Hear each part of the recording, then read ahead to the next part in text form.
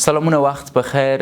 سایکیاتریک یا هم د روانشناسۍ لیکچر ته ښه راغلاست. البته کله چې وایم سایکیاتریک، دا روانشناسان له دې لیکچر کولی شي استفاده وکړي، ولې په اصل کې د عقلي و عصبي ډاکټرانو لپاره دی. یعنی ځینې وختونه داسې وي چې عقلي و عصبي ډاکټر صاحبان وایي چې موږ د روانشناسۍ لیکچر ته اړتیا نه لرو ځکه موږ خو عقلي و عصبي ډاکټران یو. نو دا په اصل کې د عقلي و عصبي ډاکټرانو لپاره لیکچر دی. که چیرته یې روانشناسان واوري د دوی سطحه بلا هم لوړه شي.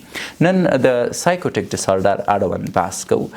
سایکوټیک ډیسارډر په اصل کې رواني اختلالات ورته وایي چې تقریبا لیونتوب ته نږدې مرحله ده، ځکه سایکوټیک اختلالات چې کوم دي دا د لیونتوب نښې بلل کیږي، اما ډیسارډر د لیونتوب ابتدایي نښې دي، یعنی نفر ته مکمل لیونی نشو ویلی، ولې هغه نښې چې د لیونتوب په یو فرد کې موجود دي.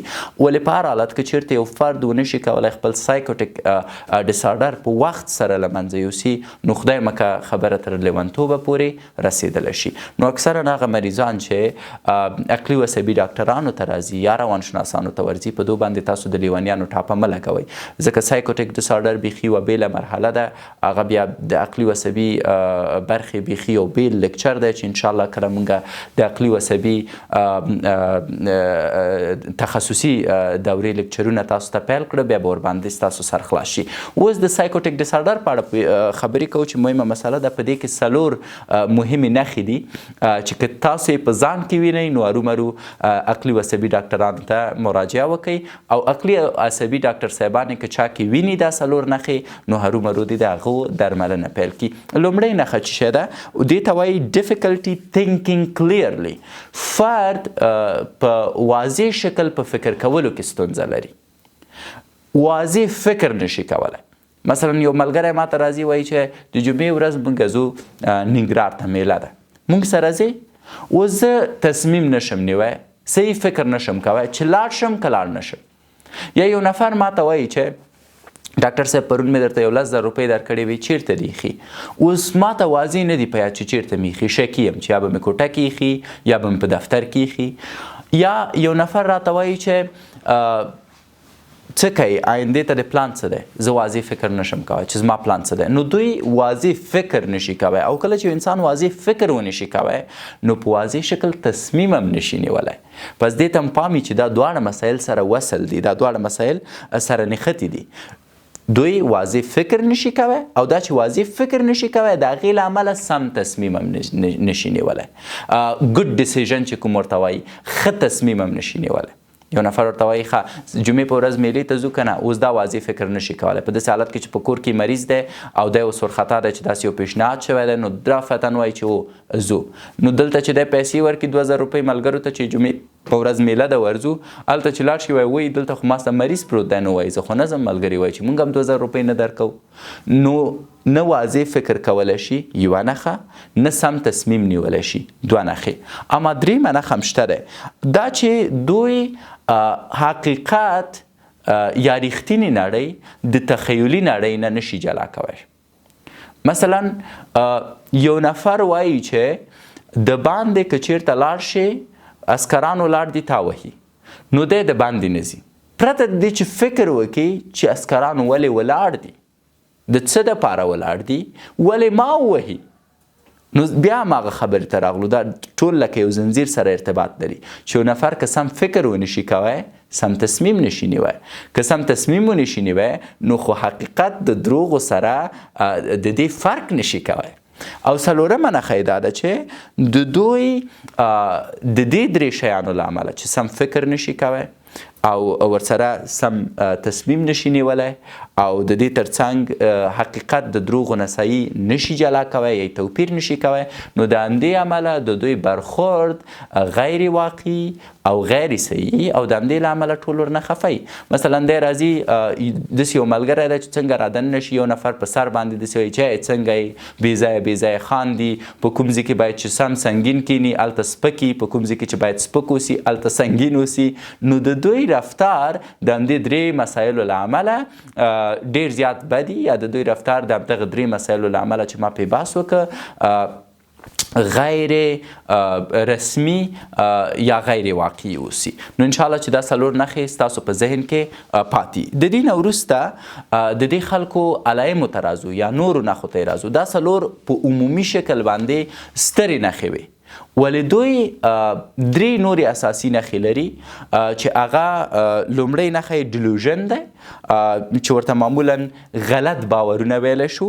دومه نښه یې هیلوزینیشن دی چې غلط فکرونه یا غلط لیدونه دي. او وروستی نښه یې چې دی تر ډېره حده پورې بیا نیګیټیو سپټمس لرو چې منفي نښې دي او کنډیشن لري. په هر حال چون دا موضوع لږ ذره ډېره زیاته مبهمه ده، د دې د خاطره زه غواړم یو ځل بیا هم خلاصه کم. هغه خلک چې سایکوټیک ډیسارډر لري نه په صحیح شکل فکر کوی شي، نه په صحیح شکل تصمیم نیوی شي، او نه هم په حقیقت د دروغو نه یا د تخیلاتو نه جلا کوی شي، او دا لامل کیږي چې د دوی په ژوند بد اغیزه وکړي. دوی په اساسي شکل باندې درې سترې نښې لري. لومړۍ نښې ته چې د ډیلوژن وایي یا پازیټیو سپټمس وایي، مثبتې نښې ورته وایي. دومې ته چې د نیګیټیو نښې وایي، او درېمې یوې ته چې د کنډیشن وایي. نو د اوس دپاره زموږ ټول بحث په دې دی چې دغه پازیټیو سپټمس په دې انسانانو کې څه شی دي. کوم خلک چې سایکوټیک ډیسارډر لري کیدای شي مثبتې نښې ولري. دا مثبتې نښې چې شی دي په دوه برخو باندې موږ ویشو. اول یو چې د ډیلوژنز دي چې په دې کې غلط باورونه یو فرد ته راپېښېږي. مثلا دا نفر فکر کوي چې نور ماته ضرر رسوي پرته د دې چې ثبوت ولري. مثلا وایي چې مور مې غواړي ما ووژني. مور دې ولې غواړي تا ووژني؟ ثبوت ورته نه لري. یا وایي چې زما کورنۍ ټولو لاس یو کړی دی، د ما په ضد پلانونه جوړوي، غواړي چې ما د کور نه وشړي. ثبوت شته؟ نه. یعنی دوی همیشه فکر کوي یا داسې یو تخیل لري چې نور غواړي دوی ته صدمه ورسوي، نور غواړي دوی ووژني، نور غواړي دوی بندي کړي، نور غواړي دوی زخمی کړي. د دوی سناریو مختلفه ده. مثلا یو مریض راځي وایي چې زه امریکا ته لاړم، په امریکا کې مې ورور دی، هغه غوښتل ما ته زار راکړي. ښه، ورور دی ته امریکا ته غوښتی وی؟ هو. پیسې تا ته درکړې وې؟ هو. ټکټ هغه درته کړی و؟ هو. هغه وغوښتل چې ته په امریکا کې کاروبار وکړې؟ هو. په امریکا کې کور هغه درکړی و؟ هو. نو ولې غواړي تا ته زهر درکړي؟ دا پازیټیو سپټمس دي چې یو نفر ته پیدا کیږي چې غلط فکر دی، غلط باور دی، دروغي باور دی چې باید د دې درملنه وشي. بل دوی فکر کوي چې هر څوک هره خبره کوي دی ماته کړي. مثلا مونږ ناست یو بنډار دی، زمونږ یو ملګری وایي چې کنجوسي ښه شی نه دی. نو که زمونږ سره یو ملګری چې هغه سایکوټیک ډیسارډر ولري، هغه فکر کوي چې والا ده خو ځکه وایي چې کنجوسي ښه شی نه دی، چې فکر کوي زه کنجوس یم، د زه په غوږ ووهلم. هره خبره ځان ته کشوي. یا په کور کې ناست دی، یو پیر یو مورکۍ خاندي، دا وایي چې لکه چې مور مې په ما وخاندل. یا یو محفل ته لاړ دی، په محفل کې ټول خلک ناست دي، خبرې کوي. یو نفر راپورته کیږي وایي چې ولا دغه د ویښتانو بې ځایه سټایل هم ښه نه دی. یو پیره دا وایي د خو د ما په ویښتانو خبرې وکړي، او دی به د چا په یاد هم نه. نو هره خبره دوی ځان ته کشوي. فکر کوي چې هر څوک هره خبره کوي په اصل کې ماته کړي. دا کیدای شي دوهمه نښه اوسي د پازیټیو سپټمس یا د مثبتو نښو. بله مسله دا ده چې دوی ځینې وختونه فکر کوي چې ډیر زیات مشهوره دي. په داسې حالت کې چې نه د ځان نه ډیر کیدای شي راضي اوسي. مثلا یو ځای ته ځي، هر چا ته ګوري، ښه لالا جوړې په خیر یې، مهرباني کینه چا به ورته ستړي مشي هم نه یې کړي. اما دا به داسې اکت کوي لکه ټول خلک چې دته پام کوي، داسې اکت به کوي لکه ټول خلک چې د سره ستړي مشي کوي، یا دا ډیر زیات مشهوره دی. پس کیدای شي یو نفر داسې حس وکړي چې دا مشهوره دی یا دا مهم دی. په داسې حالت کې چیز مهم نه وي، په داسې حالت کې چیز مشهوره نه وي. مثلا یو نفر به ته ګورې وایي به چې زه په هر څه پوهېږم. متاسفانه زه ځینې په ټولنیزو رسنیو کې مثلا زه یو مثال درکړم چې ښه پوه شئ. یو کاکا وینم وایي انګلیسي کې چې دی ما 10 ماسټري اخیستې دي، زه امریکایانو ته ما درس ورکړی دی، او په نړۍ کې چې دی د نړۍ په سطح باندې زه تقدیر شوی یم. کله چې ورنه پوښتنه کېږي چې ښه وروره ته بسم الله وکړه، انګلیسي خبرې وکړه، انګلیسي باندې هېڅ نه پوهېږي، په شرموي ځان شرمولی. یا یو هلک دی د عرفات په نوم، پلار چې دی راخیستی، هغه ته وایي چې ته نابغه یې.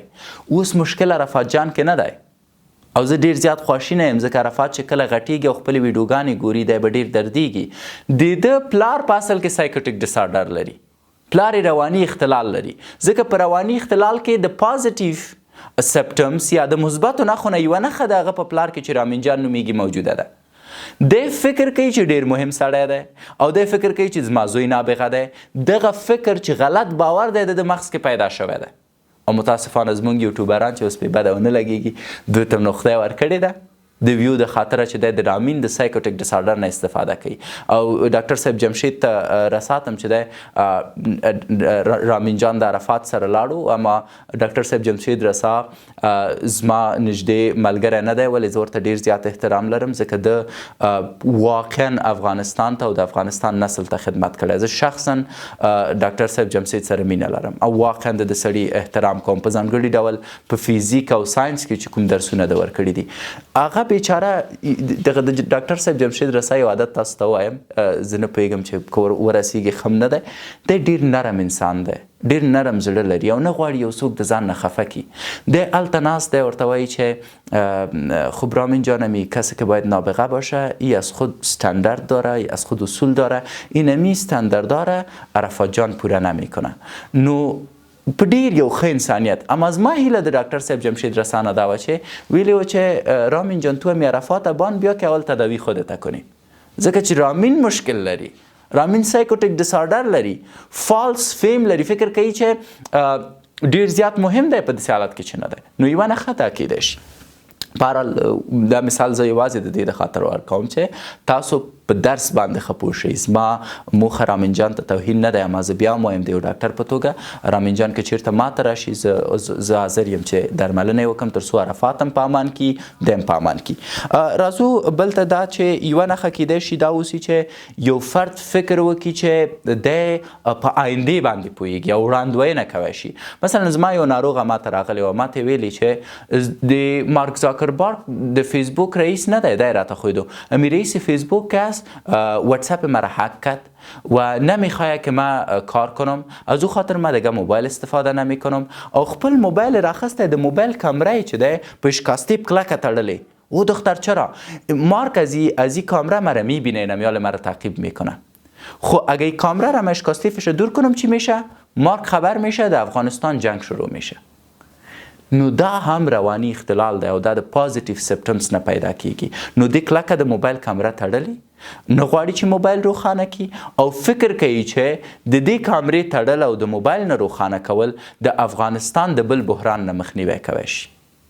د نورې نښې کیدای شي. تاسو مختلفې سناریو وینئ. زه یوازې یو مثال تاسو در کوم چې پوه شئ، کنې مختلف عجیب و غریب مریضان راځي چې دا حالتونه تاسو ته بیانوی شي. بل چې دی سوماټیک سیمپټمز مونږ ورته وایو پازیټیو سیمپټمز کې، اما زه که ساده تاسو ته تشریح کړم، د دوی تر ډېره حده پورې فوکس یا فکر یا تمرکز چې دی په صحت باندې. مثلا فکر کوي چې روغ جوړ به یې وایي به زما سترګو لکې کړي، زه باید کریم وکاروم. خور که روغ و جوړه نه از ما سترګو چشمای ملکه داره. یا یو نفر راځي وایي زه چاق یم، په داسې حالت کې چې ما غوندې به ډنګري، خو بیا در نیستی چاق نیمه چاق هستم. نو د دوی ډیره فوکس په صحت هم کوي، دا هم د پازیټیو سیمپټمز نه یوه نښه کیدای شي. بل هلوزینیشن دی په پازیټیو سیمپټمز کې. مونږ د ډیلوژن په اړه وغږیدو. هلوزینیشن بیا عین خبرې دي، اما دوی ویژوالایز کوي. مثلا یو نفر وایي چې زه غږونه اورم.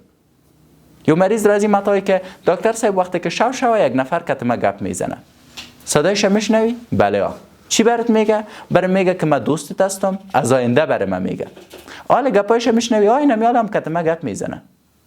کجاست؟ اینه در پالویم شیشته. گوری هیچ شی نشته. پس یو خو دیلوژن دی چې غلط باورونه دي. کله چې دا غلط باورونه ډیر شي او تاسو په وخت تداوی ونه کوئ، دا بدلیږي په هلوزینیشن باندې، په یو حقیقت باندې. بیا نو ګوري چې یو نفر وایي چې ما سره یو ملګری دی او را سره ګرځي، را سره خبرې کوي، یا زه غږونه اورم، چې دا بیا د لیونتوبه شدیدي مرحلې ته رسیدلی شي. نو پازیټیو سیمپټمز یې دومره وه. اوس راځو نیګیټیو سیمپټمز ته یا منفي نښو ته. او ورخطا کېږئ ما هغوی چې لږ چېرته غوږ دی او نوټ نیسي. که چېرته درنه تر ډېره حده پورې دا سلسله خطا شوي، بیا الکترونیکي تخته کې درته مکمل په خلاصه شکل هم تشریح کوم. پس ورخطا کېږئ ما، اما په دوام ونیسئ خپل نوټونه. په منفي یو مخکې د دې چې راشو دغې ته منفي نښې ته، د دې خلکو خبرې چې دی ډس ارګنایزي، یعنی خبرې یو بل پورې ربط نه لري. مثلا وایي چې زه یو مثال درکوم، مثلا وایي چې شکیب جان ما رفتم کت کامل جلال آباد درا بودیم. جمله شاید پورا ونوایی. مثلا د دې په ځای چې وایي چې شکیب جان ما امروز کامل رفتم جلال آباد درا بودیم نتانستیم جواب بدیم. دوی وایي چې ما درا بودیم جواب داده نتانستیم. جمله دیس ارگنایزد منظم یا تنظیم شوی نه وایي او دا تر ډېره حده پورې په مسیجونو کې ښکاري. مثلا یو نفر وایي چې ولا دکتر صاحب تباه شدم. تو حیران پاتې کېږي، سوالیه کېږدی چې چرا تباه شدی؟ دیگه نمیتونم زندگی کنم. بلیاز خدا گپ چی است؟ از دلم دیگه از زندگی سرد است. غرور اصلی موضوع چیرته ده؟ دوی هغه مکمل کوم څه چې باید تاسو ته انتقال کړي هغه په مکمل شکل نشي انتقالوی. پس د یو ډاکټر په توګه هم پام دا خبره مې ځکه وکړه چې دوی مریضانو ته بیا په غوسه نه شئ یا کم حوصله نه شئ، ځکه د دوی بیچارهګانو مشکل هم دا ده چې ډیس ارګنایزډ سپیچ تاسو ته لري یا داسې خبرې چې هغه نشي کولی ارګنایز کړي. او ورسره بله خبره دا ده چې د دوی هغه برخورد یا عکس العمل غیر نارملی کوم ته چې په طبي اصطلاح کې اب نارمل موټر بیهیویر وایي. په هر حال راځو نیگیټیو سمپټمز ته یا منفي نښو ته. په منفي نښو کې چې دی د دوی د احساساتو د بیان اندازه چې دی ډیره لوی ډیره کمه. مثلا یو پیر دغلته درز یو غږ کیږي یو انفجار کیږي ټول خیز وهي دوی غلی ناست. یو شی وایم دا هم یوازې مثال دی، زه توهین نه کوم. پخوانی ولسمشر محمد اشرف غني زه ورته تر ټولو ډېر احترام لرم د یو مشر په توګه او زه سیاستمدار نه یم، زه فقط یو ډاکټر یم او د یو ډاکټر په توګه دومره وایم چې ولسمشر ته زه احترام لرم، زما مشر او اوسني خلکو ته احترام لرم، امیر ته زما مشر دی. اما دا مثال ورکوم. دوه تیوریګانې وي. یو وخت کې ولسمشر ولاړو مونځ یې کو د اختر لمونځ نو راکټونه وار شوه ټولو یو خیز وکړ ټولو یو عکس العمل وښوده ولسمشر عکس العمل ونه ښوده. نو بیا د خلکو ترمنځ د ډاکټرانو ترمنځ معمولا بحث و د خپل مسلک لارښوده یوازې ډاکټرانو ته وایم د موږ ترمنځ دوه تیوریګانې وي. یوه تیوري دا وه چې د ولسمشر غوږونو صحیح اورېدل نه کول او هغه کومه ګوشي چې په هغې وخت کې ایښې وه هغه فعاله نه وه نو راکټ راغه غږ یې وکړه دی هېڅ ونه ښورېده. یو تیوري دا وه د ډاکټرانو ترمنځ. بله تیوري پکې دا وه چې ولسمشر د سایکوټیک ډسارډر له اړخه کیدای شي دغه یوه نښه ولري چې د هر شي په مقابل کې عکس العمل ونه ښایي یا د ده د عکس العمل د کچې ښودل کمي. ځکه درز وشو د هېڅ عکس العمل ونه ښوده. اما دریمه تیوري دا وه چې ولسمشر هم غږ واورید هم سایکوټیک کومه علامه نه لري، ځکه برعکس د نورې خبرې چې تاسو واورئ ډېر زر احساساتي کیږي او ډېر شدید د احساساتو عکس العمل ښایي. نو کیدای شي دی غیرت لري او د دې غیرت په اساس یې شور ونه خوړ. ولې موږ ډاکټرانو ته تر ټولو منطقي خبره دا وه چې شاید ګوشي یې خرابه وه بلکې د احساساتو مسله نه وه. نو دا خبره مې ولې وکړه چې ځینې خلک داسې دي چې خپل احساسات نه بیانوي. مثلا کور ته راځي د ښځې کلیزی ده ورته وایي سالګرېت مبارک نور عادي کینی واوره لږ خو په خوشحالۍ ورته ووایه نشي ویل ولا مادرت مرد خو سعیز خدا ببخشش. احساسات نشي ښودی. پس د دوی د احساساتو کچه ډېره ښکته یوه نښه پکې دا ده. انشاءالله چې پوه شوي اوسئ چې زه غواړم څه انتقال کوم. زما ټولې خبرې فقط د مثال انتقالول دي چې تاسو پرې بهتره پوه شئ. دومه مسله دا ده چې دوی لا آی کنټکټ لري. دغه د سترګو ارتباط یې در سره ډېر ضعیفوي. مثلا معمولا هغه ناروغان چې راځي چې سایکوټیک ډسارډر لري زه ورته وایم نام چیست چې همدا راګوري بیرته زر سترګې ټیټوي راګوري بیرته سترګې ټیټوي. نام محمد است. خب چند سال هستی؟ 26 ساله. چرا آمدی؟ مشکل دارم دکتر صاحب نمیتونم خوب گپ بزنم. سترګو په سترګو نشي کېدی. د سترګو ارتباطات ډېر کمزوري چې دې ته تاسو پام دا په نیگیټیو سمپټمز کې راځي یا په منفي نښو کې راځي. او ورسره چې دی دو لا سپیچ انټونیشن مونږ ورته په انګریزۍ کې وایو دغه د خبرو کولو تون یې ډېر کمزوری. مثلا زه دا اوس تاسو سره غږېږم ډېر په جرأت ډېر په تیزۍ غږېږم دو داسې غږېږي والا دکتر صاحب ما مشکل دارم میخوایم موضوع حل شوه. ډېر جدي بحث به کوي غږ یې نه جګېږي غږ یې نه ټیټېږي ډېر ضعیفه باندې روان دي ډېر په زور ډېر په شدت او په ډېرې زحمت سره د دې خلکو خبرې اورېدای شي. ته به وایي چې دا ډېر شرمندوکه ده. نو دا هم نیګیټیو نښو نه یو کیدای شي. او بل لا لمپ موومنټ دی چې تاسو باید د ناروغ چهرې ته وګورئ حتی د دوی د شونډو خوځښت ډېر ضعیفوي. مثلا که ما ته وایي نامت چیست درته وایم نام من دکتر شکیب است. دې مریضانو ته چې نامت چیست نامم ډاکټر شکیب است. ډیر سلو خبرې کوي، د شونډو حرکات ډیر سلو دي، د سترګو حرکات ډیر ضعیفه دي، د غږ اندازه یې ډیره کمزورې ده. نو انشاءالله چې تاسو منفي نښو باندې هم پوه شوي وئ. د منفي نښو نه ورهاخوا مونږ کنډیشنز لرو یا ځینې ځانګړي حالات لرو چې دې ته باید تاسو پام وکړئ. په هغې کې چې دی یو حالت د دوی دا دی چې نه غواړي په فعالیتونو کې سهم واخلي. مثلا وای بیا بریم چکر، دا سړی من نمیرم، بیا کار کنیم دلم نمیشه، بیا بریم در خانه که دوستا بشینیم یک بندار داشته باشیم حوصله‌اش ندارم. تر ډیره غواړي چې تنها اوسي په یو تنهایی فضا کې، تر ډیره حده پورې دی. بل دا چې دوی په ټولنیزو ایونټونو کې یا په ټولنیزو انټراکشنونو کې یا په ټولنیزو کړنو کې چې دی د ګډون هېڅ لیواله نه وي. وادونو ته نه ځي، مړو ته نه ځي، شب شش ته نه ځي، اختر لمانځلو کې نه وي. حتی دا خلک چې د اختر لمونځ ته هم ځي چې دغه مونځ خلاص شي منډې وهي چې اوس چا سره ستړي مشي ونه کړي. نو دا یو بله نښه کیدای شي. او ورسره معمولا چې ته ورسره خبرې کوي په ډیرو کمو لغتونو جواب درکوي. ته به یو غاټه پوښتنه ترې نه وکړې، دا به دوه درې جواب درکړي. په دې برخه کې خاطره تاسو ته وایم، زه په لمر تلویزیون کې کار کوم، پوهېږئ چې یو وخت کې مې اسلامي خپرونه مخته وړله. نو ما یو میلمه راغوښته او د ده سره بحث و.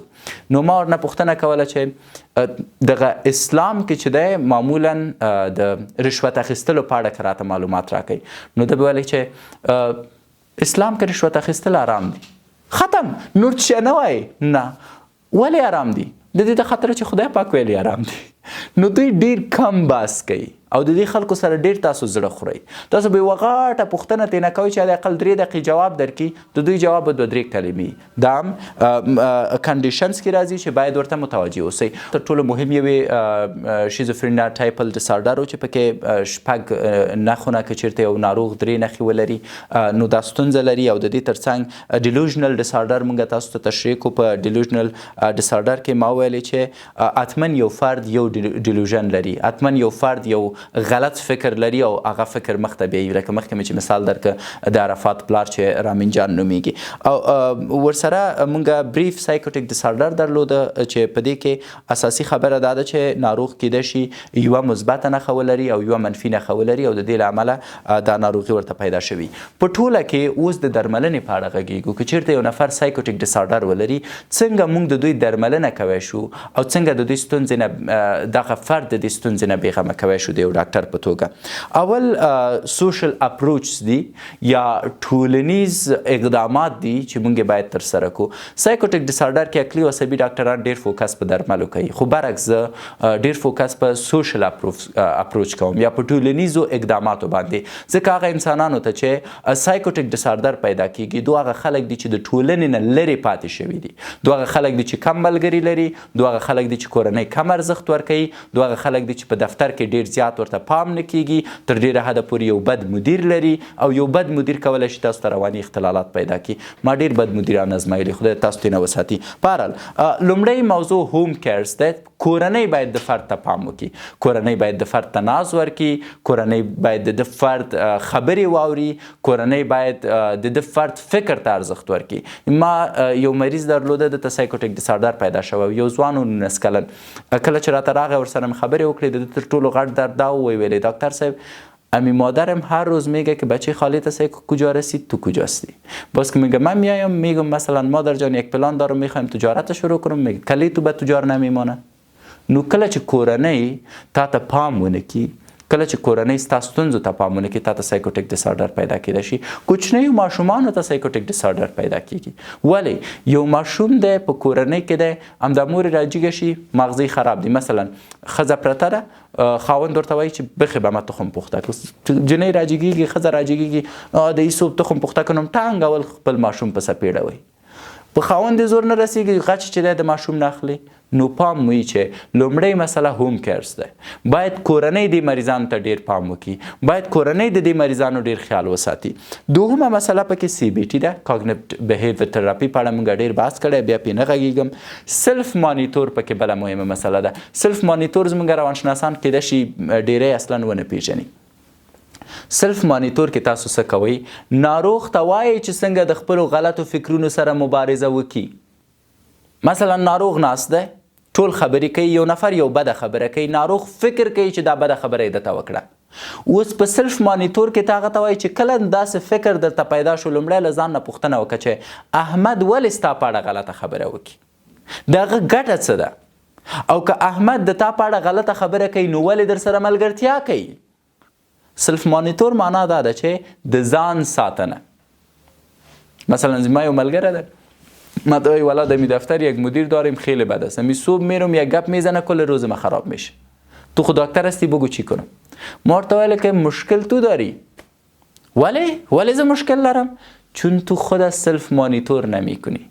مدیرت میایه قصدن بر تو یک گپ میزنه که کل روزت خراب کنه، او قصدن میخواه که روزت خراب کنه. مثلا تو 5 دقیقه وقت آمدی میایه برات میگه که دفتر است یا خانه بوبویت، چرا وقت نمیایی؟ ای رفت، ای گپ خود ازت رفت. حالا کل روز تو خفستی پس تو لودستی. خیلی چی کنم والا؟ سلف مانیتور داشته باش، خودت کنترل کو. چه رقم؟ او آمد گپ خود ازت که دفتر است یا خانه بوبویت، صبح وقت بیا، 10 دقیقه وقت بیا، تو برو پیش مدیرت بگو اینا خانه بوبوی من نیست، دفتر است، ما خو وقت آمدم، تو چرا نه وقت میای؟ اینا کل روز تو کلی زور خراب کردی.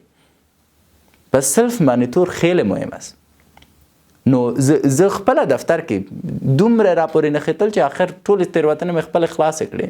نو بناء سلف مانیټور دا ځکه درته تشریح کوم چې پوه شئ چې د سلف مانیټور نه موضوع څه ده. زه ځم کور ته، ادې مې ناسته ده وایي چې منفي خبرې کوي. مثلا وایي ته موږ ته کور ته وخت نه راکوي، ته موږ سره ډېر نه کینی، فلان بستان بستان بستان. زه ټولې خبرې اورم، اما هغه خبرې جدي نه نیسم. چې مور مې ټولې خبرې خلاص شي زورتم خلاص شو، لږ نور هم وایه ای پرپدر دی ناله چیز ما خبر ته غوږ نه نیسي. بنان سلف مانیټور ډیر مهم دی. تاسو باید منفي انرژي له ځانه لرې کړئ، مثبته واخلئ. دې ته سلف مانیټور وایي او دا د یو روانشناس کار دی چې تاسو باید پوه کړئ چې سلف مانیټور څنګه کار کوي. بله مسله چې دی پکې د ووکیشن اند ورک سکلز دي چې معمولا تاسو باید تفریح وکړئ. لاړ شئ چکر ته. یو نفر ګوري 2 کاله 3 کاله په کار اخته دی، کور کې هم کار کوي. زما اکثره ملګري داسې دي، دفتر کې هم کار کوي. فکر وکړئ دغه ویډیو چې زه نن ثبتوم زما رخصتي ده، اما زما را سره 2 نور ملګري دوم لګیا دي کار کوي، موږ هېڅ نه مړېږو. ولې دا ښه نه دی؟ باید تاسو تفریح وکړئ که چېرته غواړئ د سایکوټیک ډسارډر نه لرې اوسئ او نوي مهارتونه زده کړئ. که تفریح نشئ کولی نوي مهارتونه زده کوئ. زه یو ډاکټر سړی یم، ډېری مانه پوښتنه کوي یاره ډاکټر صاحب، ډاکټر سړی تا ته په سیاست څه، ډاکټر سړی تا ته په یوټیوب څه. وروره دا نوي مهارتونه دي، که زه چېرته دا نوي مهارتونه زده نه کړم زما ټول ژوند تکراري کېږي. زه معاینه خانه مریضان چې ټول ژوند مې تکراري شو، سبا به راته سایکوټیک ډسارډر پیدا وي. نو تاسو باید مریض ته ووایئ چې تفریح وکړي او نوي مهارتونه زده کړي. دا د دې لامل کېږي چې ستونزه یې له منځه لاړ شي. بل اکسپټنس تراپي ده، د منلو تراپي. دا ډیره زیاته مهمه تراپي ده. په دې برخه کې متاسفانه نه عقلي او عصبي ډاکټران بحث کوي، نه روانشناسان، یا شاید اصلا پې پوهېږي نه. اکسپټنس تراپي باید په پیل کې وشي او مریض باید ومني چې د سایکوټیک ډسارډر لري یا دا رواني اختلالات لري او دا خپله ستونزه ده. تر څو چې ته ونه منې چې ته مریض یې، ته خپله تداوي نشې کوی. مثلا یو نفر وایي چې زه غږونه اورم ما ته وحي کېږي. دا ډېری خلک چې د پیغمبرۍ دعوې کوي دوی رواني اختلالات لري، د دوی باید درملنه وشي. ما ته وحي شوي، نن شپه ما ته وحي شوي چې ته د خدای ولی. هغه یو دانه په پاکستان کې دی ملا چف، تسبیح تاوی چف چف چف. دا بیچاره رواني تکلیف لري. دا وایي چې زه چف وکم سړی جوړیږي. او که رواني تکلیفونه لري بیا نو دغه دی جالیګر دی، بیا نو دوکه‌باز دی، بیا باید حکومت جزا ورکړي. پاکستان خو اسلامي حکومت ده، زه نه پوهېږم څنګه پکې داسې ملا چوفان ډېر شوي. هم پارال نه غواړم سیاسي بحث وکړم، نه غواړم پر چې زړه مې غواړي. اما په هر حالت ولې دا باید تحلیل شي. مثلا ملا چف باید محکمې ته راوستل شي، ډاکټران راوستل شي، وکتل شي چې آیا دا رواني تکلیف لري یا دا دوکه‌باز ده. که دوکه‌بازي باید داسې جزا ورکول شي چې نورو ته عبرت شي. نو که چېرته ما بله ورځ یوه ویډیو ولیدله د اسلامي امارت دغه د امر بالمعروف نهی عن المنکر د دوستان لاړو سپینو چپنو سره یو کوډګر سره ناست و. بیا د کوډګر ته وایي چې من چند اولاد دارم که تو میفهمی همه چیز میفهمی. وای والا خودت 3 اولاد داری. بیرته هغه ملا صاحب ته وای څنګه چل دی ریخته ولی وای ما تا بال روسی نکردیم. وای نه ایره به این خاطر گفتم که در آینده 3 اولاد داری. نو دا خلک رواني اختلالات لري. تر څو چې دوی ونه مني چې رواني اختلالات لري، تو خو ځان ته د بزرګ فکر کوي، نو د دوی تداوي به څنګه کوي؟ نو اکسپټنټ تراپي ډیره زیاته مهمه ده په عقلي و عصبي برخه کې او په سایکیټري کې او په روانشناسۍ کې. ته باید زده کړې چې څنګه په مریض ومنې چې هغه اختلال لري. هیڅ لیونی نه وایي چې زه لیونی یم، هیڅ رواني مشکل درلودونکی نه وایي چې زه رواني مشکل لرم. صحیح؟ حتی یو متل دی دیوانه د کار خود هوښیار است. نو ته باید هغه د هغه خپل کار نه راتاو کړې او ورباندې ومنې. دې ته اکسپټنس تراپي وایي. بیا هم وایم چې انشاءالله یو لیکچر د اکسپټنس تراپي په اړه هم تاسو ته جوړوم چې پوه شئ چې څنګه دا تراپي مخته یوسئ. او دا ډیره جالبه تراپي ده، زه ډیرې زیاتې خاطرې لرم. بل ګلوټین فری ډایټ باید ولري مریض. داسې ډایټ باید یا داسې رژیم باید ورته ورکړئ چې په هغې کې ګلوټین په نوم ماده ونه اوسي. او ورسره ای سی ټي ده، که چیرته ټولې تګلارې مخکې د دې نه چې ای سی ټي ته راشم، زه غواړم د کمیټمنټ تراپۍ په اړه وغږېږم. کمیټمنټ تراپي داسې یو تراپي ده چې په هغې کې تاسو ناروغ ژمن ساتئ چې بدلون وکړي. مثلا امپراتوران څنګه خپل عسکران متقاعد کوي چې لاړ شي جنګ وکړي او د یو امپراتور د بریا دپاره خپل ژوند نه تیر شي په خبرو، په غیرت راوستلو. یو هندي فلم دی، زه نه پوهېږم چې د چا په اړه جوړ شوی دی، رانه د یاده وتلی دی، ولې د افغانستان په تاریخ کې د یو امپراتور په اړه جوړ شوی. فکر کوم د احمدشاه بابا په اړه جوړ شوی دی یا نه پوهېږم، شدید نه پوهېږم. جنګ کې دو لوبه بایللې ده. ټول عسکران چې دی دغه دي، ناهیلي دي، ټول غواړي چې هر څه پرېږدي او لاړ شي خپلو کورونو ته، ځکه 3 ځلې حمله کړې، 3 ځلې بایللې. اوس د امپراتور مشاور راځي وایي چې ولا عسکرانو چې د خپل مورال له لاسه ورکړی، نو دوی خو آماده نه دي، موږ به څه کوو؟ دا امپراتور راجګېږي، زه نه پوهېږم، فکر کوم احمدشاه بابا دی، دی راجګېږي، خپل بیرغ رانیسي، پورته کېږي، درېږي، وایي چې دا بیرغ زموږ نیکونو ساتلی، دا بیرغ زموږ پلرونو ساتلی، زه دلته په دې نیت راغلی وم چې دا بیرغ تل لوړ اوسي او د دې بیرغ د هغه ځمکې نقشه لا پسې پراخه شي.